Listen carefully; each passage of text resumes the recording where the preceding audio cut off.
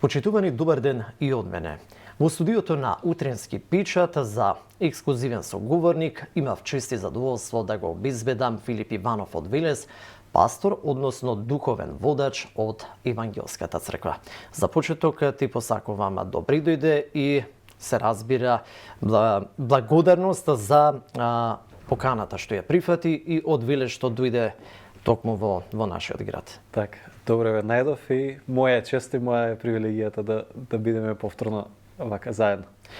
Она што виднеш во продолжение би сакал да го потпрашам е тоа дека дефинитивно по многу нешта се разликувате од вашите колеги. Вие сте инспиративен лик кој особено е активен на социјалните мрежи, духовен водач кој припаѓа можеби на новата генерација, која е залепена на мас-медиумите и преку кои пропагираат за религијата, за вашите постојани настани и дела кои што ги работите. Дали би се квалификувале токму како припадник на новата генерација од духовни водачи кои што и на овој начин одлучиле да делуваат? Па, вака, јас би рекол дека тоа е еден од начините на кои делуваме и дека иако го задржуваме старото или се уште продолжуваме со редовни црковни богослужби и дејства и дејности на црквата, сепак новите медиуми кои веќе и не се така нови, се одлична прилика да се досегнат што е можно повеќе млади луѓе кои веројатно на тие стари конвенционални начини сега не можеме да ги досегнеме. Ако порано пред илјадници или пред стотици години луѓето се собирале на плоштадите или имале посебни места каде што се собирале да дискутираат, да филозофираат, да разменуваат идеи или чисто да зборуваат за новости, тоа се социјалните медиуми денеска. Така да не правиме нешто ново, во таа смисла дека ги бараме местата каде што веќе се има размена на идеи и размена на мислења, но едноставно тоа е преселено во виртуелниот свет. Так. Вие сте дефинитивно човек кој води интересен животен стил. Постојано сте активни со кампување, велосипедизам. Тоа е она исто така што ние твоите следбеници на Facebook можеме да го видиме. И предпоставувам дека покрај тоа што приватно сте влюбени во природата, сепак која е главната порака што сакате да упатите до вашите следбеници со оглед на тоа што постојано објавувате фотографии и снимки од вашето секојдневие? Така, посебно тој аутдор дел или во природа, хајкинг, кампување, маунтен байкинг, што и да е, има и тука духовна компонента или духовна порака во тоа нешто, и тоа што со многу луѓе, посебно сега младата генерација кој се соочува со предизвици на депресија, на анксиозност и така натаму, е тоа дека ние како луѓе, она што го верувам како христијанин, е дека сме составени, создадени од дух, душа и тело. И за човек во денешно време особено да живее вистински исполнет живот, да живее вистински живот во вистинската смисла на зборот, мора да му го даде на духот она што му е потребно на духот, на душата да го даде тоа што е потребно на душата и на телото да му го даде тоа што е потребно на телото. Така да многу пати луѓе кои доаѓале, посебно млади луѓе кои се соочуваат со тие проблематики, кои ќе ми доаѓаат за совет, на исповед, за молитва во црквата, некој од нив сум ги шокирал кога сум рекол, окей, ние ќе се молиме, ќе разговараме, ќе се советуваме, а мајде во сабота се чекаме и одиме на планина. Ама чекај, ја дојдов као за духовно решение. Ма викам, тоа е делот од решението. Знаеш, ако не си излегол од соба, ако не си видел светлина на денот и сонце, веројатно делот од решението за тој духовен или душевен проблем се наоѓа и во тоа. Така да, веројатно тоа е малку невообичаено, но сепак верувам и знам дека тоа е дел од одговорот за целата личност, не само за одреден сегмент од нашето секојдневие. Из кои места низ Македонија често знаете да патувате, да планинарете или пак да се возите со велосипед? Само да напоменам за нашиве гледачи дека ви имате и мало синче кое што Постојано го водите на кампување со вас. Така, да, Натан е мој најверен другар која станува збор за такви активности. Ние сме така велешани локал патриоти, гледаме тука негде околу Велес или Велешкиот регион, Азотот е посебно нели пределот на ке Богомила, па Прадиште, Нежилово и тука Солунска глава, тој врв како да го издвојам од тие. Тој дел е посебно убав, посебно чист и едноставно тука ни е блиско ни. Натан, да, уште од година и пол, 2 години зимам со мене да спие надвор, да одиме на хајк, да правиме, да изучуваме тие нели вештини, бушкрафти и аутдор вештини. Затоа што верувам дека и на денешниве деца кои растат со телефони во рака и кои се презаситени од тоа нешто, дека овие нешта им пружаат вистински момент да пораснат, да созреат, да малку опипливо да ги на вистински, да имаат вистински опит од природата, од стварноста воопшто. Вие сте духовен водач кој можеби за повеќето кои се занимаваат со оваа професија, знае често да отпатува во Африка и на тој начин некако и оние видео снимки кои што ги објавувавте на социјалните мрежи предизвикаа бура од реакции и стана дефинитивно вирални. Меѓутоа, дали можеме да направиме една паралела со луѓето во Африка и луѓето во нашата цивилизирана Европа, што често знаеме да ја кажеме? Еве сега зборуваме за социјалните мрежи, за социјалните медиуми, за дечињата кои, на жалост, родителите свесно или несвесно, секогаш се обидуваат да ги заиграат со мобилен телефон.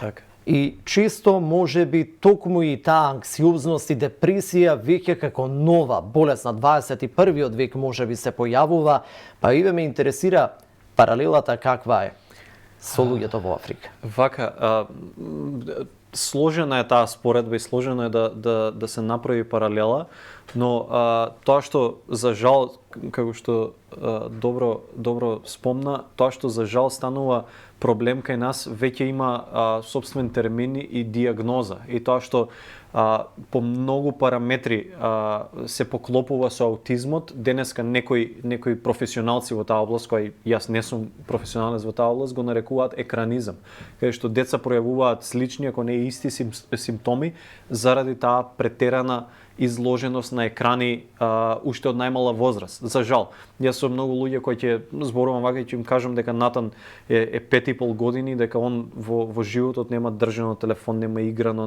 едноставно ме гледаат како ја да сум скратил нешто, како да сум направил нешто неповолно за неговиот развој. Ама и тоа не го кажувам како еве ние што сме направиле, туку секој човек, секој млад родител да се преиспита дека целокупниот психофизички развој на детето може да се инхибира, може да се попречи од таа претерана изложеност на екрани. И тоа се гледа, значи, во психофизичкиот развој и во споредбено со децата во Африка, кои можеби нели имаат недостатоци таму и недостаток на храна и на питка вода и на сите тие нешта, сепак по нивниот природен развој и како тие се развиваат, предначат пред децата кои се тука. Значи, тие таму имаат недостаток на услови, на образование и на сите тие нешта. Но нештата кои од друга страна ги немаат или кои се недостаток таму, пак на друга страна им даваат можност да се развиваат. Ние се смееме со луѓе кои порано бев поактивен со трчањето и со луѓето кои трчавме заедно се смеевме, викаме да донесеме од дечињата од Африка кои се во нашето сиропиталиште тука, ќе станат најдобрите маратонци, затоа што растат така тие деца по секој ден, буквално по 5-10 километри пешаче да дојдат до училиштето и ние се смееме тоа што за нас е тренинг денеска, не знам, полумаратон да истрчаш дистанца, тоа е секојдневие за тие деца да отидат до школа и да се врати назад. Нема поинаку како, значи денеска 15-20 километри во нозе секако ги има. Така да, не знам, тоа е тешка е споредбата, затоа што дефинитивно, фала му на Бога што ги имаме условите и нештата кои може да ги пружиме на нашите деца тука, Но од друга страна знаеме да претераме и нормално секој екстрем е лош и не е добар за било кој човек. Која е главната мисија заради која се инспирирате да заминете во Африка? Што всушност правите таму? Па вака, јас не би мисијата која имаме тука или дејноста, милосрдната дејност на црквата тука не е веројатно многу различна од таа што имаме во Африка. Тоа во Африка е нели малку поекзотично, никој не оди друг и така натаму, но мисијата е да тоа што го веруваме и го знаеме ние дека во секој човек, во секој маж, жена и дете, секој наш ближен, него гледаме Христос. И што и да му направам на ближниот, што и да направам за тоа мало дете, што и да направам за било кој човек во потреба, ја го правам тоа за него и му го правам нему, но во крајна мера му го правам на Христос и го правам за Христос. Тоа што е посебно во Африка е тоа што нештата што ние ги земаме здраво за готово, кој што веќе спомнав, питка вода, храна, образование, училиште, родителска грижа, тие нешта заостануваат многу Медицината, зад нас. предпоставувам, исто така. Медицина, да. Ја се чудев, буквално, нели, тука сите знаеме, собираме, донираме за дечиња кои имаат потреба од операции во странство и зборуваме за суми кои се 30-40 повеќе илјади евра. Таму буквално со апчиња за маларија кои јас морам нели да ги пијам додека сум таму и кога ќе се вратам, од 300 денари таму можеш да спасиш живот на некое дете кое е заболело од маларија, кој нема пристап, кој не може да стигне до место да купи апчиња за маларија. Така да тоа е контрастот и тоа што се, како кажам, се пројавува малку на по-ексклузивен начин, ако може така да се рече. Инаку потребата е тоа, на човекот што му е потребно, дали е храна, дали е вода, дали се лекови, без разлика дали е тука во Македонија или таму, гледаме според нашите можности во соработка со други добронамерни луѓе да го обезбедиме тоа. И сега во Африка за многу помалку средства можеш да направиш многу повеќе нешта во споредба со тука. А во Африка да изградиш училиште и сиропиталиште требаат може 100 пати, и тоа не претерувам, не преувеличувам, може требаат 100 пати помалку средства ако истото нешто сакаш да го изградиш тука во Македонија. Така да тоа е контрастот што го има. Сега пред нас е дочекот на новата година, па ме интересира со оглед на тоа што претходно во студио ми напомена дека годинава сте биле во Африка, што е она што тие дечиња таму си го посакуваат, а се разликува во однос на дечињата овде? Ако овде ќе кажат мама, тато, купи ми телефон од толку и толку илјади динари, таму какви се тие желби кои што они ги имаат? Колку е поедноставен животот и колку се поедноставни нивните барања? И дали е тоа суштината всушност на животот? Еве различна парадигма, различен пристап на животот. И нели нормално дете како дете ние секој пат кога одиме носиме играчки за тие дечиња, нели видеата на Facebook, на YouTube се тука балони, нешта кои ги немаат таму и кои не можеш ни да се купат, има таква радост што веројатно кај нас на дете да му дадеш скутер, најнов iPhone и не знам што, нема да може да парира на радоста на дете кој ќе му дадеш најобично топче или количка или што и да е. Но тоа што ја го имам забележано и како децата таму заради недобрите услови созреваат малку побрзо и ги разбираат приоритетите во животот, јас се шокирав кога нели разговараме со дечињата таму, ги прашуваме што сакаат, какви желби имаат, следниот пат е кој ќе отидеме што да ви донесеме и така натаму. Децата таму бараат школски прибор. Кај нас на ниту една листа на било кое дете во Македонија не е тетратка и моливче за нова година. Така или за роден ден или за било која посебна за Божи и за било која посебна прилика. Затоа што децата таму разбираат дека образованието за нив, за да излезат од тие услови, за да имаат некаква надеж за подобар живот, дека тие треба максимално да се посветат на нивното образование. И тука зборуваме за дечиња од 7-8 години, не зборуваме за некој кој сега ќе одам на факултет и така натаму. И тоа повторно ние здраво за готово го земаме и основното и средното образование, факултетот, затоа што ни се достапни, пристапни, дури се нели задолжителни кај нас. Додека таму тоа е луксус, тоа е привилегија кој не секој родител може да си го дозволи, не секое дете може да оди таму. И затоа децата имаат најголема желба таму да учат. Имаат најголема желба да имаат тетрадка, да имаат моливи, да имаат боички, да имаат книги, да имаат тоа што им е потребно. Така да тоа за мене беше шок, што за секој дете првото не дека они не се радуваат на играчки, не дека не сакаат, ама имаат приоритети таму. Што кај нас се малку, нели, свртени наопаку тие нешта. Така. Што е тоа што по првото патување го имате извличено онака како pouка токму од оваа земја Африка? Суштината, всушност, баш вчера за тоа размислов и пишав нешто дека тајната на побожноста се состои во благодарност. Тоа е една длабока христијанска теолошка тема и суштина, впрочем, но тоа што јас го научив првиот момент кога отидов таму, беше благодарност. Се немав сретнато со искрена, нелицемерна благодарност, како што видов помеѓу нив. Луѓе кои живеат во никакви услови споредбено со нас, луѓе кои немаат можности, луѓе кои немаат ни некакви реални начини на кои тие може да направат нешто за да променат состојбата во која се наоѓаат.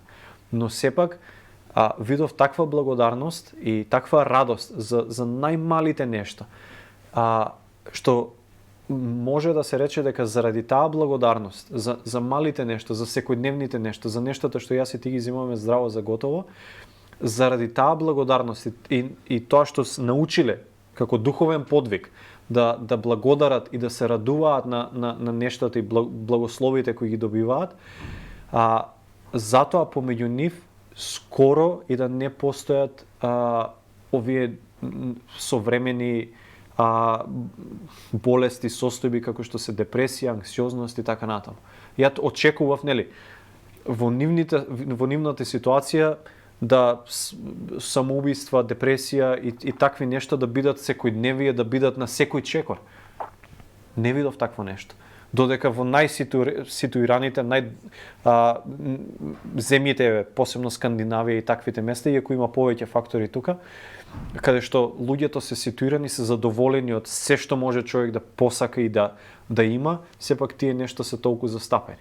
Што значи сепак доаѓаме до таа стара вистина од писмото и од она што како христијани од секогаш сме го знаеле, дека надворешното и материјалното се важни, не ги исклучуваме, значи и не дека се непожелни.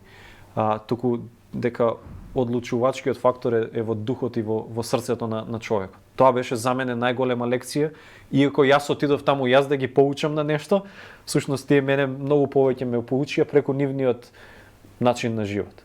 Постои ли некоја анегдота вака што можеме да ја споделиме? Што се случила?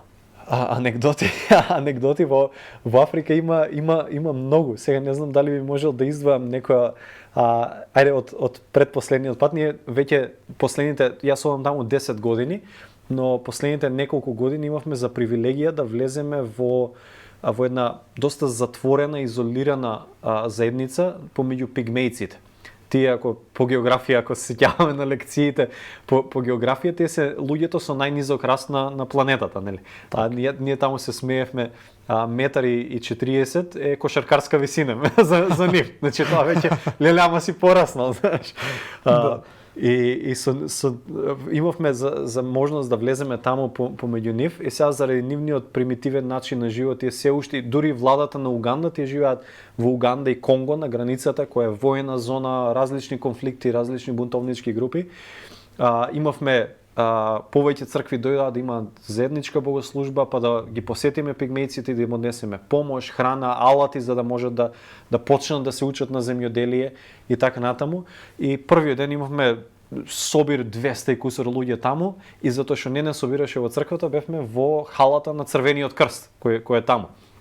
Првиот ден се супер, многу луѓе преблагодарни, прерадосни, неколку богослужби одржавме и се супер. Вториот ден стигнуваме со валјато таму пред влезот на местото, значи ова е пред корона, пред тие нешта. Гледаме човек облечен во скафандер, со маска, онаа гумиран скафандер со нараквици до тука, меша нешто таму во буриња, некаква течност. И ми пристапува мене, отине ли ја еден белец таму ме гледа и вика, вие ли сте одговорен тука? Викам, не сум јас, викам колегата, африканец, викам, он е одговорен, ама кажете. И вика, има 27 потврдени случаи на ебола. Еболата е смртоносна болест со смртност од, не знам, 90 и кусор проценти, не се прележува, нема лек, нема вакцина, значи ја фаќаш и тоа е тоа, имаш време колку да се поздравиш со блиските. Значи, таква страшна болест. И вика, има, толку лесно преносливо. Има толку и толку потврдени случаи, вика, отидете, измите си ги рацете таму, не се поздравувајте со никој, нели, мерки од короната ми кажува пред, значи година, две пред короната. И вика, тоа е тоа. И ја викам, јас и, нели, во Африка стално носиме гел за дезинфекција, секако. И викам, јас и носам гел. И он ми се смее, вика, извини, вика, ама тоа не функционира за ебола, вика, оди измиси ги со некој раствор со хлор, буквално рацете ти побелуваат, кожата уште да ти падне. И мене постојано мислата, повторно дојдоа стотици луѓе, постојано ми е мислата дека, чекај, ја вчера ако сум фатил ебола, имам уште ден-два таму. Фала Богу, ништо од тоа, тоа беше еден таков момент, што си викаш, реално е тука, знаеш, ние слушаме, има таму ебола, има маларија, има тифус, има тоа, ама кој ќе се најдеш во жариштето на еболата и во место, каде што еболата е наречена по тој регион, име на река е тоа таму ебола, малку ги добиваш во вистинска перспектива нештото, дека не е прошатка, не си на сафари, не си таму, дека стварно си отиден за духовна служба, заради која можеш да понесеш и вистинска жртва по себе си и по својот живот. Предпоставам дека ти претходно веќе си подготвен уште кога патуваш, дека сите ризици кои што може да се случат се реалност. Да, дефинитивно. Значи уште без разлика дали се работи за безбедност во поглед на тоа е воена зона со различни бунтовнички групи кои действуваат и кои функционираат таму, дали е човечки фактор, дали е водата што ја пиеш и има извор на секакви зарази, ако гледаме, нели, да пазиме на тие нешта, дали се работи чисто за инфраструктурата. Има таа друга анекдота, ние патуваме со автобус од едниот крај на другиот на Уганда и гледаме покрај патот авион, не многу голем, ама авион. И се свикам, тука нема ни аеродром, ништо, го прашувам колега, викам, како се најде авионов тука? И он прочитал во весник некој ден пред тоа дека пилотот полетал од Уганда за Кенија или кај да летал, и заборел да провери дали има доволно гориво. И среќа во несреќа се нашол тој асфалтиран пат и слетал таму, иначе кои ќе загинале 3-40 луѓе ќе загинали. Секам, ако со авион може таков превид да се случи во Уганда, замисли во автобус, на мотор, во кола кога седнуваш, буквално треба да се молиш за да стигнеш на другиот крај кај што си тргнал да стигнеш. Имајќи ги предвидците, непредвидени нешта што може да се случат.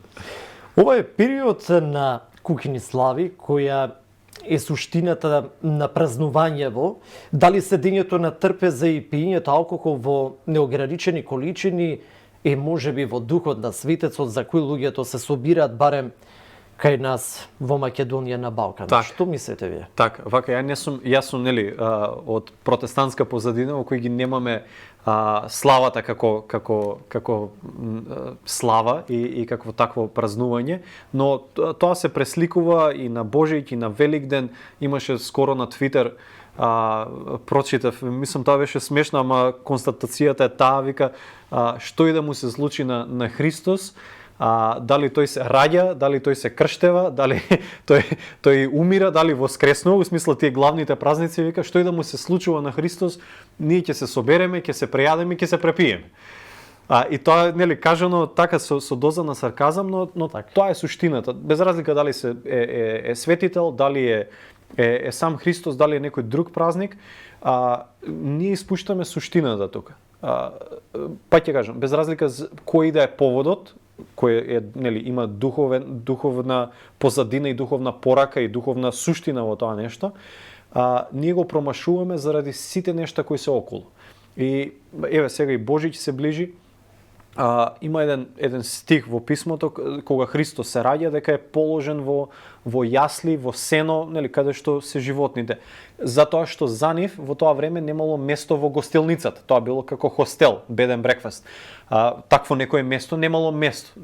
И викам, тоа е интересно во денешно време кое ќе го пренесеме, дека во еве ова предновогодишно божично трчање по софри, по прослави со колеги, па поклони да купиш за сите, па со сите да се видиш, па ќе се видиме после празнициве, дека повторно, како за Христос, да нема место во гостилницата. Така, дали е на домашната трпеза или во кафаните, поводот за кој ние е празничен овој период, е Христовото раѓање, повторно нема место за него. На трпезата, во гостилницата, каде и да е.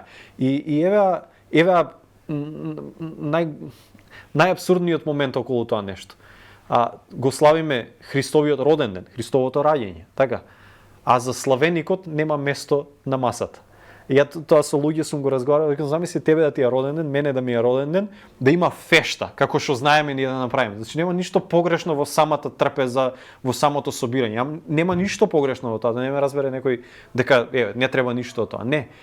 Ама замислете на таква роденденска прослава, некој мене да ми приреди таква фешта, а ја да не сум поканен таму и да не сум присутен таму. И луѓето да си поминат убаво во моje име, во моја чест, така речено, за мој роден ден, а јас да не сум таму. Уште иако е на ваша сметка. И да, и тоа го кажам, ние тоа му го правиме на Христос секоја година. Генерално зборам, значи има луѓе кои вистински ја разбираат суштината и во се поголем број, и фала му на Господ за тоа, ама генерално ние сме склонети да ја направиме фештата без славеникот, без оној за кого на вистина го правиме тоа или би требало да го правиме тоа. Значи сосема доволно е скромност во празнувањето на светецот за кој сме се собрале најблиските, така? Главниот момент е да си спомнеме зошто сме таму. Да си спомнеме за кој сме таму. Дека, па ќе кажем, јас како од евангелска црква и како од сопротестантска без оглед на тоа и вие ги празнувате овие празници, значи, така? Јас сум бил поканет на во Велес, Свети Никола е главната слава и тука е моментот кај што ние се смееме во Велес, или ја славиш или одиш на слава. Значи нема некој што не е на слава за Свети Никола. На мој најблиско семејство и сум бил нормално на трпезата, на славата и тоа се провлекуваат теми за политика, за војни, за X нешта, да. И сега они ме знаат кој сум, што сум, која ми е професијата, условно кажано, и знаат да ме задрат за тоа, ама вие како славите, дали славите тоа нешто, викам окей, викам ние не славиме, ама вие славите. Да ја прашам, а кој бил Свети Никола? Така, малку е чудно да во чест на Свети Никола да сме собрани да седиме тука, да не знаете кој, да не знаете што правил, да не знаеме зошто, да не знаеме зошто тој е достоен за почит, зошто е достоен да го следиме неговиот пример на неговата вера во Христос. Значи тој Свети Никола и кој да е друг светител не живеел за себе си, туку живеел за Христос и оставил пример на вера, на љубов, на добри дела, како во случајот на Свети Никола, оставил пример на пожртвуваност како мъчениците. Зошто се тие достојни да ги почитуваме и да ние се трудиме да го следиме нивниот пример како тие го следеле Христос. Знаеш, и луѓето не знаат кој. А ја, иако, па ќе кажем, протестант, знам зошто е Свети Никола важен, дека тој е учесник на Никејскиот собор, каде што се востановило символот, основата на христијанското верување, каде што многу ереси или тие лажни учења се прво и основно дефинирани, се разлачени од тоа што е вистината и така натаму и така натаму. И тука е моментот. Луѓе не знаат зошто. Тоа е веројатно наследено, добар повод да се собереме, нема погрешно во тоа да се собереме. Зошто, за кој и што од тоа нешто? Дали чекаме до следната година или во текот на таа година ќе вложиме усилби, ќе направиме духовен подвиг да ние го следиме Христос како што го следел Свети Никола или Света Петка или кој да е друг. и од таа трпеза барем нешто да се даде на оној кој што нема. А тоа е посебен момент. Една добра традиција во Франција ми е пренесе лично жена која таму родена, ова е пред 80-90 години, дека на секоја божиќнина трпеза имало едно празно столче и еден оброк подготвен плюс. И луѓе кои биле бездомници, сиромашни, знаеле дека на Божиќ во таа област зборувам, не е во областа на Тулон, дека без разлика на која куќа, на која врата на било која куќа ќе тропнат, дека ќе бидат примени и дека ќе има место за нив на трпезата и дека ќе има храна за нив на трпезата. И луѓе, буквално дали се сами, дали се бездомници, дали се сиромашни, не останувале без место на празнична трпеза во топол дом на Божиќ. Ние во Велес последните неколку години за Нова година, за Божиќ или за Бадник поточно, организираме голема масовна акција каде што 500, 600, 700, некогаш и повеќе топли оброци, празнични оброци ги делиме на наши сограѓани кои не можат да си дозволат празничен оброк во тој ден. Така да ние можеби не правиме француската традиција, ама гледаме да можеме да направиме такво нешто и луѓе им значи тоа нешто. Им значи. Токму и тоа ми беше како последно прашање во очи на новата година и бројните празници кои предстојат. Која е вашата агенда, на кои настани се работи? Пред неколку динови ве посети првата дама на Македонија. Так. Со нејзе имавте исто прилика да подготвите новогодишни пакети кои ќе завршат кај социјално ранливи категории. Така. Значи тоа е редовна милосрдна дејност на нашата црква.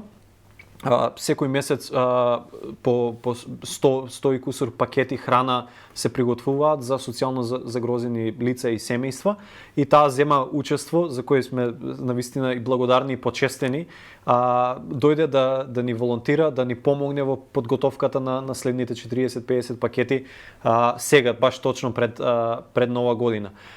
Овој период е доста интензивно напорен и зафатен, затоа што има толку многу прилики да може да се помогне на луѓе, не дека ги нема во остатокот годината, ама сега значат повеќе. Тоа внимание што можеби ќе го добие во март, април, септември месец, кога и да е, тој пакет храна или тоа пакетче или дечињата тие чоколади, што и да е, има една димензија кога е тогаш, но има друга димензија кога сите добиваат и сите слават, а тие немаат.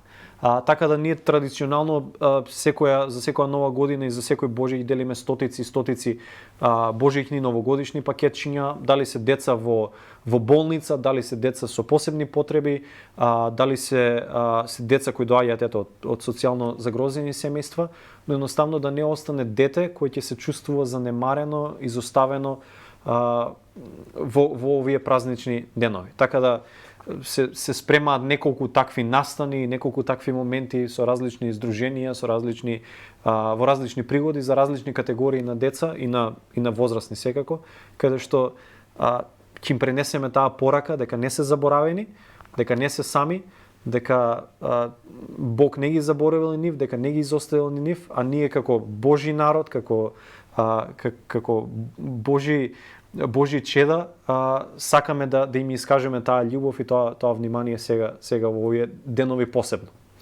И за крај, која е вашата порака до нашите гледачи, до сите оние кои што не следат? Дали имате некое мото на некој начин да ги неутрализираме сите овие стравови, стресови од корона пандемијата, последиците сега што ги имаме во цела Европа, конфликтот помеѓу Русија и Украина? Така. Што е тоа кон кое треба да се насочиме? Она што е клучот на животот и на сите тие нешта се двете заповеди кои Христос ни даде, во кои 10 заповеди се состојат. Тие две заповеди. Првата и основната е љуби го Бога со сето свое срце, душа, сила и разум, и втората, која е слична на првата, е љуби го ближниот како самиот себе си. И моментот е да човек вистински поверува во Бог, во Христос, да вистински го возлюби Бог со се што има и со се што е, а таа љубов која прима од Бога и која му е дава на Бога несомнено и неизбежно ќе се насочи кон ближниот, затоа што јас Бог не сум го видел и не го гледам, но те гледам тебе, го гледам мојот ближен во потреба и повторно таа идеја со која почнавме всушност, дека се што правам, ти правам тебе, добро или зло, и се што правам за тебе, добро или зло повторно, му го правам на самиот Бог и на самиот Христос. Така да, посебно во овие моменти, сите кои ќе го слушаат, кои ќе го гледаат ова нешто, нека одвојат момент да запрат, да паузираат за момент во сиот овој хаос и лудило пред новогодишно и новогодишно, да запрат за момент и да погледнат и на Бога, да погледнат на себе си, да погледнат на ближниот, да имаат себе рефлексија, како тоа нешто може да порасне, како може да го негуваат, а благословите, радоста, вистинскиот живот кој ќе го пожнеат од тоа посејано семе на внимание, на средства, на храна, на што и да е, тој благослов кој ќе го пожнеат, и јас не можам да го опишам со зборови. Едноставно, ова е отворена покана секој да вкуси и да види колку е добар Бог, а и колку се добри нештата што може да се случат како плод на тоа нешто. Филип Иванов, пастор во Евангелската црква, ти благодарам за издвоеното време. Здрави и живи, се гледаме во следна прилика. Ти благодарам и тебе и навистина беше прекрасно времето и атмосферата тука.